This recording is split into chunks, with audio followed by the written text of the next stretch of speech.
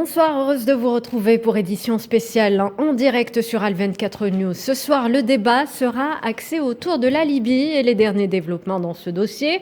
La crise est toujours aussi complexe avec des rivalités de plus en plus fortes entre les protagonistes du conflit. D'un côté, le gouvernement d'union nationale sous la houlette de Abdelhamid Dbeiba, dont le mandat arrive théoriquement à échéance le 21 juin, soit dans 2 jours, selon la feuille de route établie sous l'égide de l'ONU. De l'autre, le gouvernement parallèle de Fethi Bachara, sans réel pouvoir, qui peine d'ailleurs à s'imposer, des tiraillements politiques au plus haut sommet qui entravent l'élaboration d'une feuille de route pour la tenue des élections. Les élections qui restent, selon l'ONU, la seule et unique issue à cette impasse. Comment la Libye peut-elle sortir de la crise? On va tenter de cerner le dossier avec nos invités ce soir. J'ai le plaisir d'avoir avec moi monsieur Mohamed Sibachir, analyste politique. Bonsoir.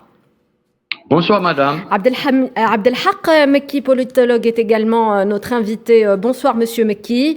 Et depuis Tunis, on vient de joindre par téléphone l'ancien diplomate spécialiste de la Libye, Béchir Jouini. Merci à tous d'être avec nous. Alors pour commencer, le Caire abrite depuis plusieurs semaines un nouveau cycle de négociations du comité constitutionnel avec des représentants du Haut Conseil d'État et du Parlement de Tobrouk pour justement préparer la tenue des élections. Il s'agit d'une initiative, je le rappelle, de Stéphanie Williams, conseillère du secrétaire général de l'ONU pour la Libye. Elle appelle d'ailleurs les participants à se mettre d'accord d'ici le 19 juin sur l'organisation des institutions et des élections. Nous sommes dimanche 19 juin et vraisemblablement il n'y a toujours pas d'accord entre les participants. Sur quoi on bute? Quelles sont les raisons de ce trébuchement du comité constitutionnel libyen? Béchir Jouini, qu'en pensez-vous? Donc, c'est compliqué, comme j'ai dit toujours, c'est compliqué parce que il ne s'agit pas d'une question simple entre deux parties. Ça existe, c'est une question entre deux parties, mais aussi chacun de ces deux parties a des alliés nationaux et internationaux. Donc, c'est pour cela que je dis toujours que la question libyenne est plus compliquée que toutes les questions de notre région. C'est pour cela aussi que je dis que les pays de voisinage, malgré tous les efforts, n'ont pas eu la chance de contribuer à la solution en Libye. Malheureusement, certains pays sont entrés d'une façon ou d'autre dans le conflit. D'autres pays n'ont pas cette dynamique d'entrée pour résoudre les problèmes. Je dis toujours que la question libyenne, une partie de sa solution, c'est entre les partis libyens, mais aussi il y a une grande partie qui est au-delà des acteurs nationaux. Alors justement, malgré ces ingérences étrangères, Stéphanie Williams tente de jouer la carte de la réconciliation. Samedi, elle a prévu une rencontre entre Khaled El-Meshri, président du Haut Conseil d'État, et le président du Parlement, Aguila Salah, toujours au Caire, mais en vain. Aguila Salah a quitté le Caire sans rencontrer Khaled El-Meshri. Que révèle cet échec, à votre avis, monsieur Mohamed Sibachir? Bonsoir madame. Je crois que le lieu même de l'organisation de ces réunions pose problème parce que tout le monde sait que le Caire est l'allié de l'Est libyen et comme l'Égypte est devenue un pourvoyeur possible de l'énergie pour l'Europe, tout le jeu en Libye a changé parce que la Libye se situe en Méditerranée orientale et cette région va devenir la région secours pour une ressource en énergie pour l'Europe. Et c'est pour ça que le jeu libyen devient de plus en plus confus et les acteurs n'arrivent plus à s'entendre sur le devenir de la Libye, c'est-à-dire l'option des élections s'éloigne de plus en plus, et d'autant plus que les dernières réunions se déroulent uniquement au Caire, et même l'envoyé spécial de l'ONU n'arrive pas à imposer l'agenda électoral. Pourquoi? Parce que les deux belligérants, comme l'a si bien dit notre invité tunisien, il y a un problème d'alliance très compliqué entre l'Est et l'Ouest libyen, et le fait que l'Est libyen bénéficie d'un appui, d'un soutien qui joue avec la carte énergétique ces jours-ci, alors tout le jeu libyen redevient comme il était en 2014, en 2018, c'est-à-dire seules les armes pourraient être le seul recours pour régler, hélas, le problème libyen. Alors, on ne parvient pas à faire asseoir les deux principaux protagonistes dans le conflit sur la même table, pour justement les réunir. Qu'en pensez-vous, Monsieur Abdelhak Mekki? Écoutez, pour ma part, en tous les cas, le problème est très complexe. Il n'est pas que simplement politique. Il est certes politique, stratégique, international, etc. Mais à mon avis, son fondement réel, c'est dès 2011, nous sommes entrés dans une situation sociologique compliquée, c'est-à-dire dès la disparition du régime de Muammar Kadhafi, compliqué que justement cacher le régime dictatorial, si le terme peut être accepté, de Muammar Kadhafi. C'est la situation à la fois d'un régime qui était fondamentalement tribal, où il y avait le régionalisme, où il y avait des règlements de compte politiques à faire entre Benghazi, qui fut la capitale du royaume, et Tripoli, qui est devenue la capitale du révolutionnaire Muammar Kadhafi en 69, etc. Et donc, les problèmes étaient déjà complexes avant la disparition même de Kadhafi. J'avais suivi déjà à l'époque par des amis libyens qui se trouvaient à l'étranger que la situation n'était pas toujours très agréable en Libye et qu'il y a eu beaucoup de tentatives, etc. à l'époque. Mais là où ça s'est compliqué, c'est à la fois avec l'intervention étrangère et notamment de la France, qui, pour des raisons simplement, on le voit aujourd'hui, parce que le président français de l'époque était mêlé à la Libye par les crédits dont il a pu bénéficier du côté de Muammar Kadhafi pour son élection présidentielle. Alors tous ces paramètres interfèrent toujours dans le conflit, oui, monsieur à mon Mekki. avis, écoutez, moi, en tous les cas, dès le début du conflit, je l'avais dit, annoncé à la radio Algérie Internationale, à la télévision, etc., que nous n'arriverons pas à une solution facilement en Libye à cause justement de tous ces problèmes sociologiques, tribaux, des problèmes aujourd'hui de criminalité, de trafic d'armes, de trafic de tout genre d'êtres humains, etc. C'est-à-dire que dans la guerre, tout le monde a trouvé son compte, en fin de compte. Même des personnalités qui n'étaient pas des personnalités de premier plan sur le plan politique, ont trouvé en tous les cas une aura, même sur le plan international, etc. Et donc, ça compliquait toute solution en Libye, et jusqu'à maintenant, ça se poursuit. Enfin, alors je poserai également la question à monsieur Béchir Jouini. Comment expliquer que depuis tout ce temps, les deux parties n'arrivent pas à s'entendre, n'arrivent pas à se rencontrer, que chaque partie campe sur sa position, monsieur Jouini? Chacun entre les deux parties a un agenda. Donc l'agenda de Guila Salah est d'avoir un nouveau gouvernement avec de nouveaux accords entre l'Est et l'Ouest. Et je pense que l'agenda de Khaled Mishri et le Conseil d'État est d'avoir une nouvelle constitution ou d'avoir des règles des jeux pour la nouvelle élection. Donc, dès le début, il n'y avait pas vraiment des grandes chances pour la réussite de cette rencontre, malgré les pressions de certains pays, même aussi de Stéphanie Williams, mais à la fin de cette, il n'y avait pas donc une rencontre. Justement, donc c'est justement la fonction de ce comité constitutionnel. Il avait pour mission d'organiser ces élections, ou plutôt de préparer le terrain à l'organisation de ces élections en mettant justement la base constitutionnelle adéquate pour organiser ces élections. Le malaise persiste, en tout cas, on l'a compris, et on a l'impression que Stéphanie Williams n'y parvient pas.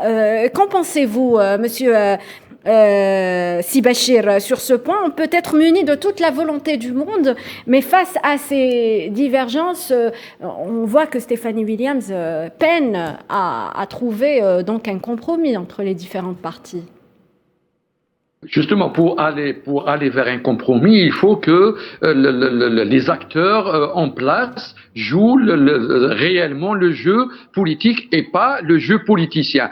Les deux belligérants en Libye, que ce soit l'Est ou l'Ouest, ont des alliés. Ces alliés-là ne se réfèrent pas à l'ONU, ne se réfèrent pas à la légalité internationale, mais se réfèrent plutôt à leurs intérêts ponctuels, c'est-à-dire l'énergie, les enjeux géopolitiques, et bien sûr, on superpose à ces enjeux-là ce que a appelé M. Mekki les relents sociologiques, tribaux et politiques. On arrive à un résultat, c'est-à-dire la confusion qui fait enliser le problème libyen de plus en plus, et bien sûr le seul recours, ça sera éventuellement les armes, mais il faut qu'il y ait d'abord, avant d'aller vers les armes, les Libyens ont essayé de s'entendre sur une base constitutionnelle. Ils n'arrivent pas à le faire. Pourquoi? Parce que à chaque fois qu'ils se réunissent, chacun se réfère à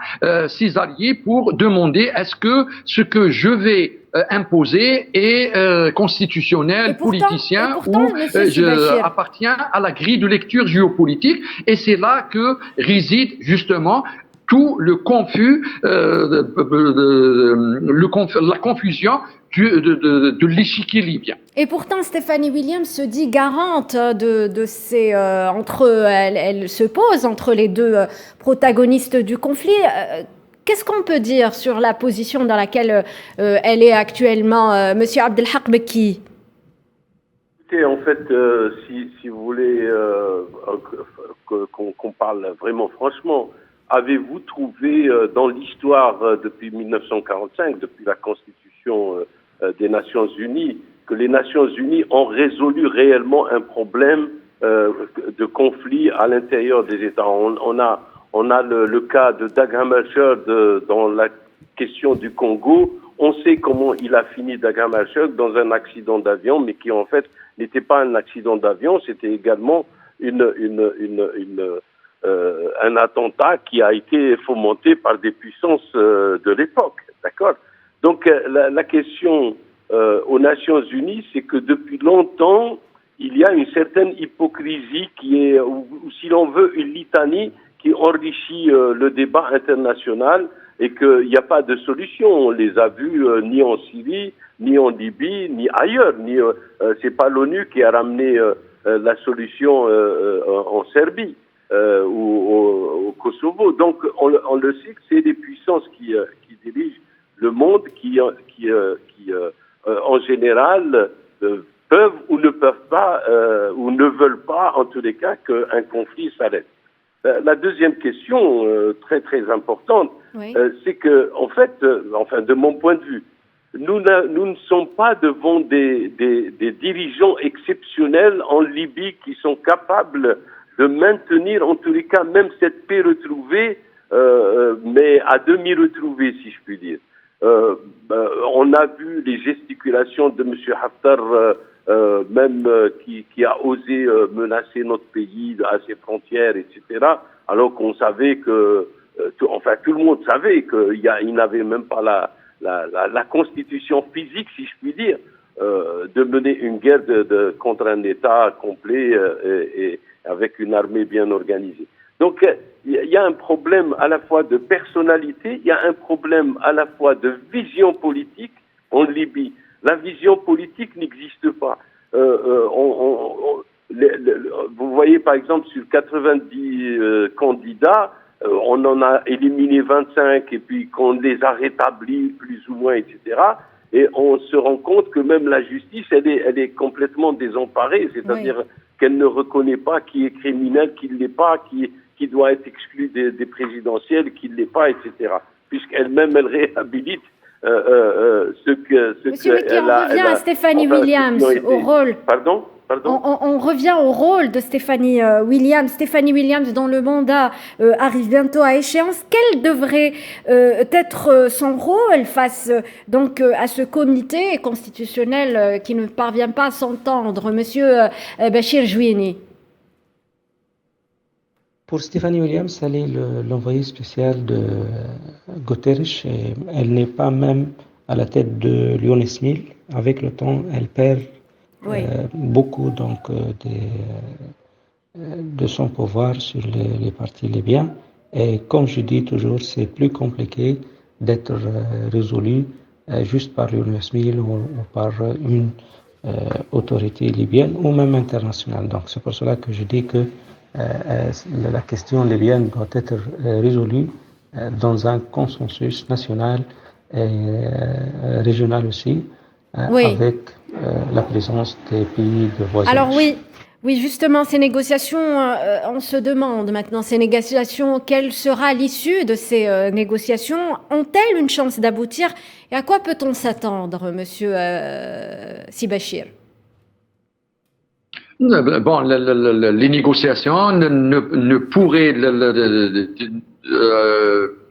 aller que vers la persistance de la crise libyenne, parce que les deux belligérants n'arrivent pas à se départager sur les de litige, le texte constitutionnel, la vision politique pour aller vers les élections. Que doit faire Stéphanie Williams qui appelle...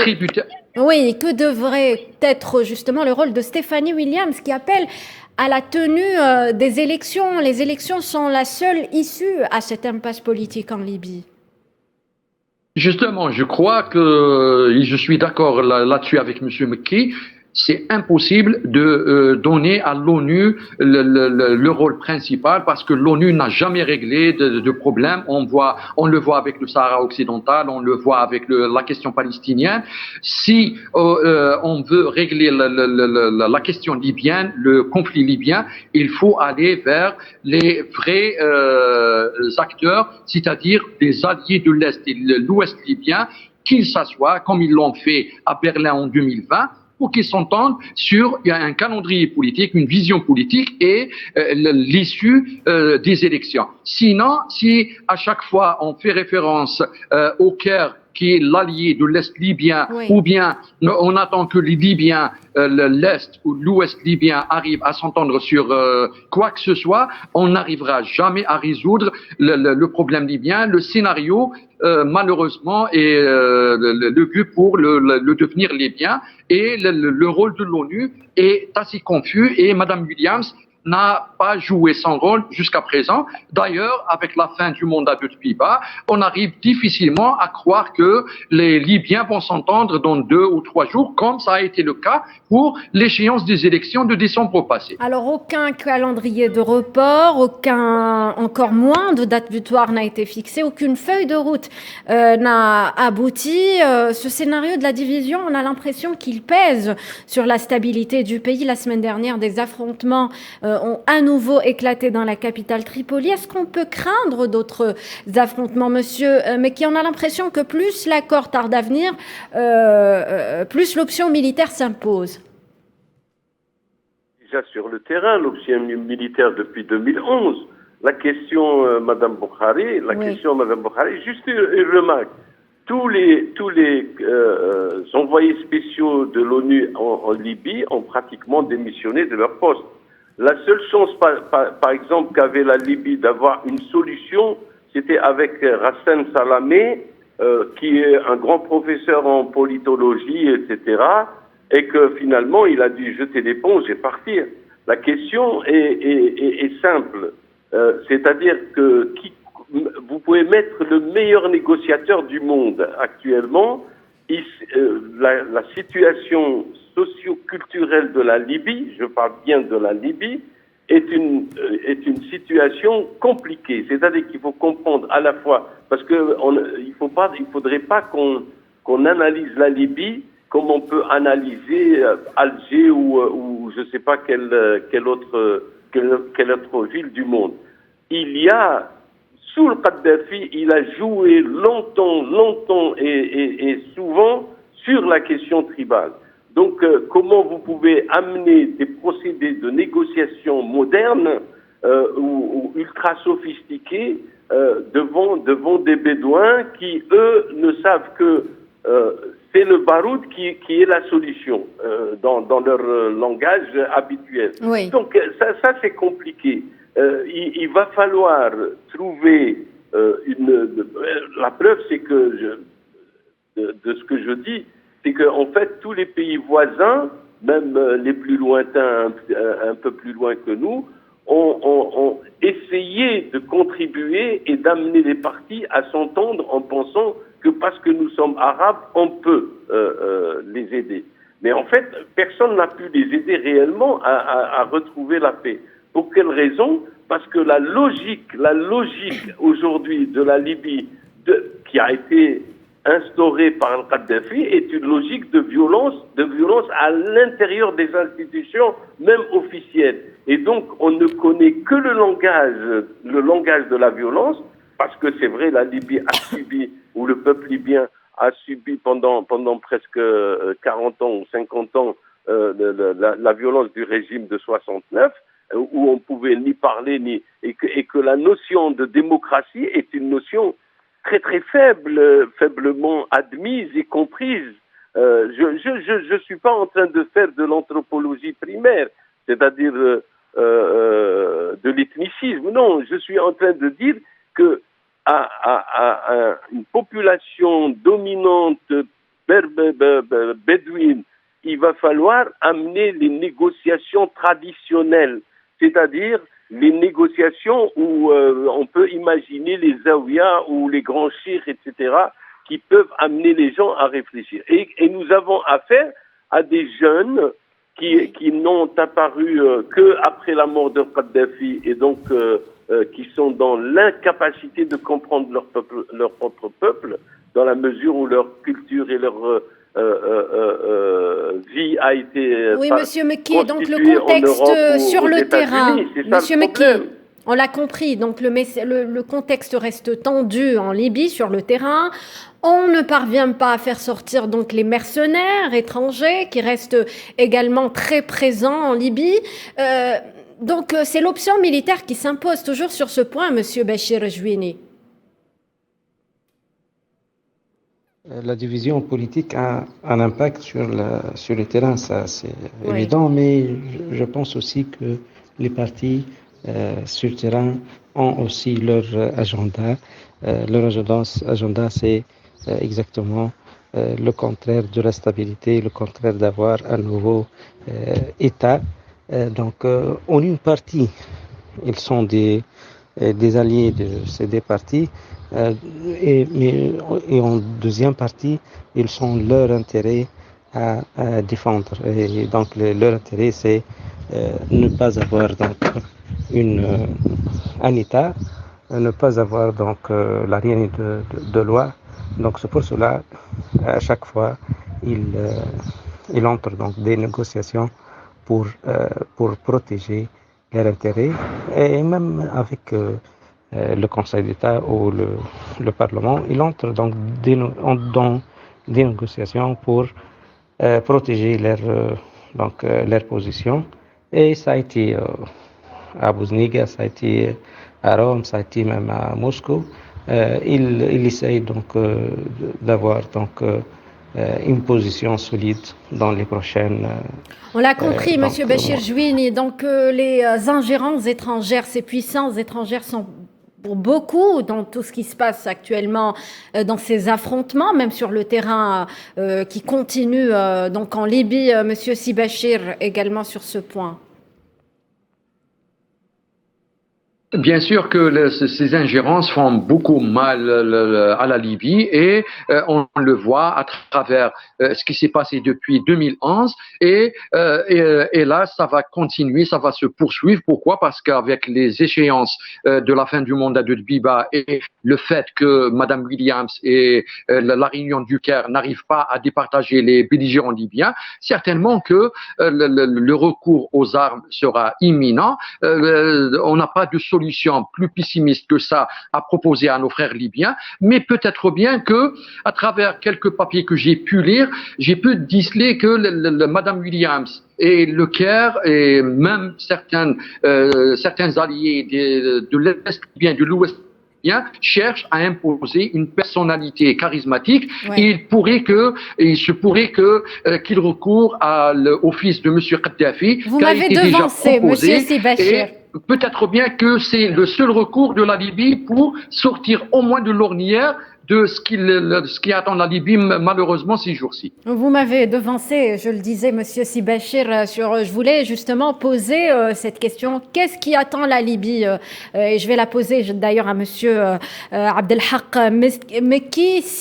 Face à l'échec de toutes ces négociations, ces rounds de réunions organisées un peu partout, on l'a vu à Paris, à Berlin, donc à Tunis, et maintenant au Caire, qu'est-ce qui attend la Libye, Monsieur Mekki?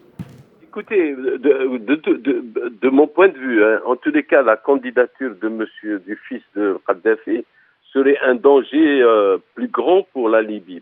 D'abord, parce qu'on ne peut pas enlever à un être humain le fait qu'on ait tué son père, même si on est le plus ouvert et le plus sage, on a des difficultés. Puis ensuite, c'est qu'il en a souffert de cette situation lui-même. Moi, je ne crois pas qu'il faut donner toujours le pouvoir à ceux qui ont la possibilité de prendre leur revanche. Parce que dès qu'on a cette possibilité, il y a des glissements de toutes sortes et il y a beaucoup de pays qui ont vécu cela. Il va falloir peut-être qu'on trouve en Libye de personnalités de premier plan du type de Kadhafi. Faudrait-il, Monsieur Abdelhak Mekki, qu'il soit élu aussi? Mais attendez, mais l'élection, mais justement, pour moi, la question, tout au début du conflit, moi, j'avais demandé à ce qu'il y ait un pays arabe, quand Kadhafi était vivant, le plus proche de la Libye, qui est écouté par la Libye, d'appliquer simplement la Sourate qui est dans le Coran. وإذا فئتين من المؤمنين اقتتلوا فاصلحوا بين أخويكم إلى آخر الآية. Pourquoi? Parce que en fait, je savais par mes relations avec certains Libyens, etc., que c'était compliqué justement d'aller avec des mots nouveaux tels que démocratie, etc. Et c'est ça qui a dévoyé un petit peu tout le débat en Libye, parce que nous étions devant un système social qui n'était pas aussi prêt à avoir la démocratie, puisqu'il n'en a jamais été question dans sa culture. De monarchie, il est passé à une dictature forte, etc., etc. Donc ça d'une part. Et puis surtout, dans le discours politique, il est passé du discours du droit divin à un discours d'un divin, c'est-à-dire d'un envoyé divin qui va faire le livre vert de l'islam. D'accord? Et donc, il y a une difficulté chez un peuple qui vit une vie aussi longue que ça, dans des, j'allais dire des trafics de pensées, mais en fait, avec des pensées fabriquées comme ça, oui. Il est clair que c'est difficile après de leur faire admettre des concepts, raisonnement scientifique, un raisonnement... Permettez-moi de vous interrompre, Monsieur Abdelhak Mekki, il nous reste peu de temps avant de clôturer donc cette émission. Monsieur Sibachir, en guise de dernier mot, sur ce point justement, est-ce qu'on a la possibilité donc d'établir ou d'élaborer une base constitutionnelle pour organiser des élections en Libye actuellement? Bien sûr, on a l'espoir que les frères libyens réunis au Caire arrivent à se départager et à s'entendre sur une base constitutionnelle, mais il faudrait qu'ils le fassent rapidement avant le 21 juin. Merci, Monsieur Sibachir, d'être intervenu. Je rappelle que vous êtes politologue spécialiste de la Libye. Je remercie également Monsieur Abdelhak Mekki, politologue spécialiste en relations internationales, et Bachir Jouini, également politologue spécialiste de la Libye et ancien diplomate. Merci à vous de nous avoir prêté attention. Restez sur Al 24 News. Très bonne soirée.